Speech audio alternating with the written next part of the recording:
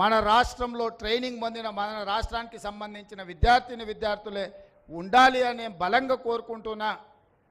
Middle east దేశాలలో ఉన్న నిర్మాణ రంగంలో మన దగ్గర శిక్షణ పొంది నైపుణ్యం ఉన్న వాళ్ళే పూర్తి స్థాయిలో అక్కడ ఉపాధి అవకాశాలు పొందాలని ఆకాంక్షిస్తున్నాము. వీటికి సంబంధించి అన్ని రకాల కార్యాచరణతో పకడ్బందీగా మా ప్రభుత్వం అమలు చేయాలనుకుంటుంది. ఈ కార్యక్రమాన్ని ఏర్పాటు చేసి ఇంత ఒక మంచి ఎస్టాబ్లిష్మెంట్ కోసం ఈరోజు ఇక్కడ దాదాపుగా ఓన్లీ కన్స్ట్రక్షన్ ఎక్విప్మెంట్ కన్స్ట్రక్షన్ కాస్టే దాదాపుగా 25 కోట్లు. 4 యూనిట్స్ ఎస్టాబ్లిష్ చేస్తున్నాం. Each unit 5.5-6 crores. అదేవిధంగా ఇందులో పెట్టే మొత్తం యంత్రాలు, రోబోసు ఇవన్నీ కలిపితే దాదాపుగా ఒక 50 కోట్ల రూపాయలతోని ఈరోజు ఈ సెంటర్స్ని అన్నిటిని కూడా మనం అభివృద్ధి చేసుకుంటున్నాము.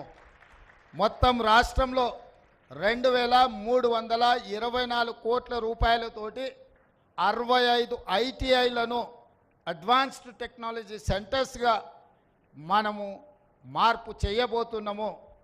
ఇది ఖచ్చితంగా ఈ రాష్ట్రంలో ఉండే లక్షలాది మంది విద్యార్థులకు ఉపయోగపడుతుంది. మీరందరూ ఇక్కడ శిక్షణ పొందండి. తప్పకుండా మీకు ఉద్యోగమో లేదా ఉపాధి అవకాశమో వస్తుందని తెలియజేస్తూ మరొక్కసారి కార్యక్రమంలో పాల్గొన్న ఇక్కడున్న మా విద్యార్థులందరికీ శుభాకాంక్షలు తెలియజేస్తూ సెలవు తీసుకుంటున్నాను. ధన్యవాదాలు మిత్రులారా.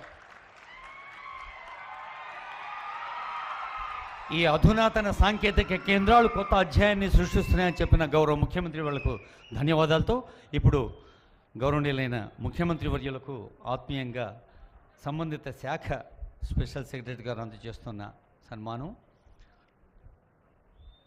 స్పెషల్ సెక్రటరీ రాణి కుముదిని గారు ఇంకా ఇతర ఉన్నతాధికారులు పాల్గొంటున్నారు. డైరెక్టర్ లేబర్ శ్రీ కృష్ణ ఆదిత్య గారు, ఆనరబుల్ మినిస్టర్ శ్రీధర్ బాబు గారికి, అలాగే honourable MP Rajya Sabha, honourable MLA, honourable MLC, honourable mayor, honourable deputy mayor, అతిథులందరకు స్పెషల్ సెక్రటరీ గారు, డైరెక్టర్